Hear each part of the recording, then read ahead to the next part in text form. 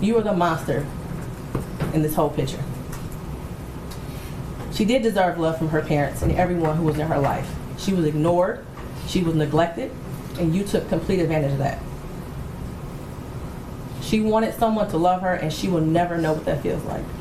I pray for the healing of all the victims and the young girls and possibly boys who have come into contact with you. As a community, we should look at this case as a prime example of how much work we have to do when it comes to protecting our children and especially our Black girls. I pray for closure and healing for all those who have been traumatized by you. And for you, Jarvis Butts, I wish you a speedy trial and that justice be delivered. Hello everyone, it's Queen Beeline back to you with another video. This video pertains to an update of the Ziyah Harris case. Before I begin, I would like to extend my continued support and condolences to the Ziyah Harris family and community, in addition to supporting the victims, known and unknown, in this case. I pray that these victims are able to find their voice and are able to heal in the weeks, months, years, and even decades to come. Your story is of value, and I pray that you are able to find your way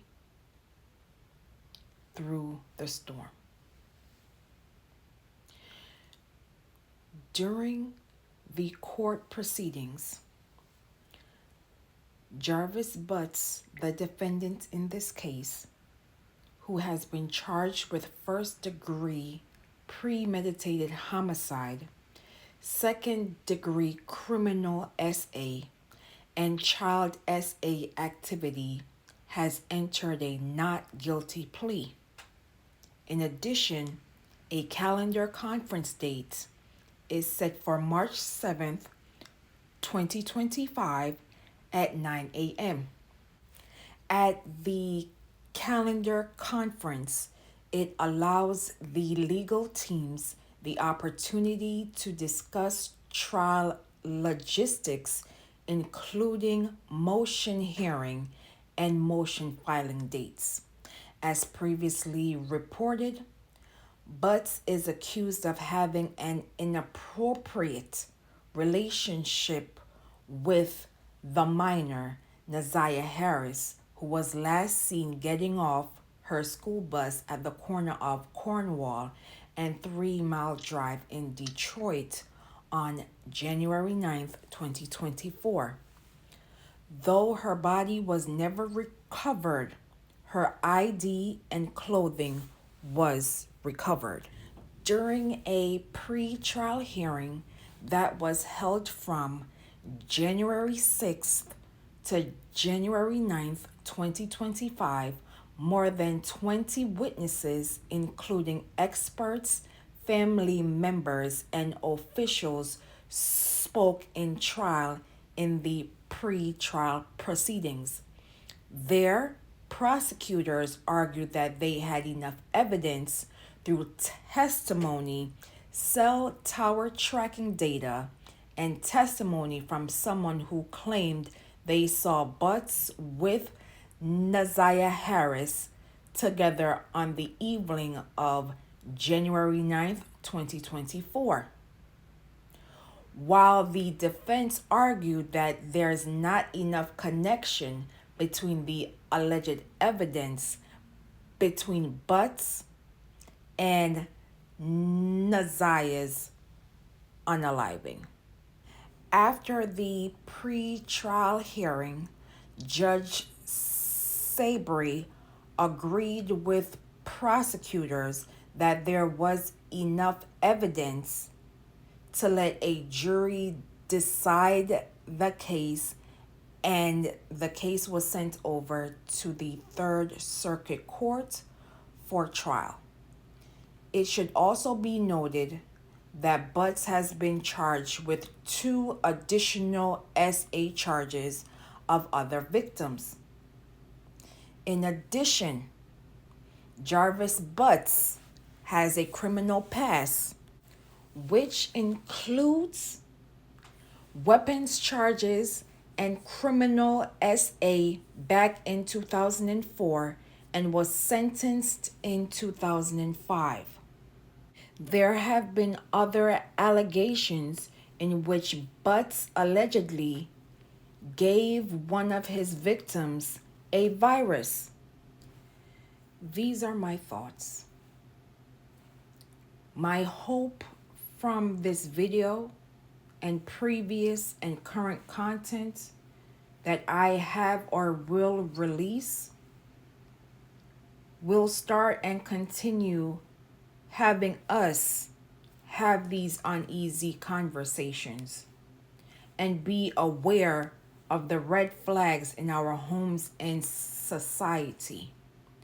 The monsters are amongst us, and it is up to us to ensure our children are safe. Now, I know we live in the digital era and the post-COVID era, but I believe that the humanity must be brought back. I grew up in an era where conversations of this heavy magnitude were not in the social conscience. It doesn't mean it did not exist. And once again, I hope that all of the victims, known and unknown, begin the healing process and find their voices moving forward. Over the weekend, I was getting notifications via social media. Persons were truly engaged into what occurred to this baby. We were having conversations as to what took place. Persons brought up great points that I even missed during the pre-trial. Persons are watching this case and they are trying to figure out why hasn't the auntie and grandmother been charged as well. I truly believe as this trial proceedings are ongoing, that the women in the house, the women involved in the house, starting with Ziyah Harris's grandmother, Annette Harris, and her auntie, Shannon Harris, based on their attitudes, testimonies, and actions taken before, on, and after January 9th, 2024, tells me everything that I need to know. By not filing a missing persons case, knowing that their granddaughter and niece has never ran away and still went to bed as if nothing happened. The fact that this child was missing her cycle and they chose to look the other way screams child neglect. In addition, the CPS personnel that did not do their due diligence when these allegations were brought back in 2022 by some of Ziyah Harris's relatives. I would even take it further as into investigating their cases to see how many babies they have failed or neglected or dismissed when similar allegations were brought forth. What was their protocol, and did they truly advocate for the children they were assigned to? Which leads me back to the women of this case, the women that condoned Jarvis Butts' behavior. This man is a known SA. This man is known to violating children.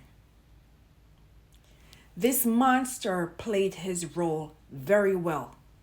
He knew that these women were desperate and, yes, dare I say, thirsty to have a man, even if said man is a known predator. He used them to gain access to their children and possibly other children.